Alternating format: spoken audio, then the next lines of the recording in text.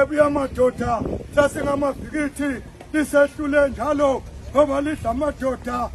sibonise enkundleni kithi lapho Sotho lutula noyedwa ongaluthintayo nobhotshosha izinja esasosuthu nobhotshosha izinja esasondini uncedo nyonke isifo esingawi umadlokovu sabelu yabizwa bakubiza enkonjeni ubizwa ngabamhlophe abelungu kawubiza londaba zalutho bakubiza ukukhuluma omhlabathi wakithi kwamalandela bakubiza ePitoli wavuma wabiza eShowe wavuma biza eMbhungudlovu wavuma abakwaZulu bakubiza ngohlanya bethi imntakandaba yazula yiwe ntambende yosizo abantambende yosizo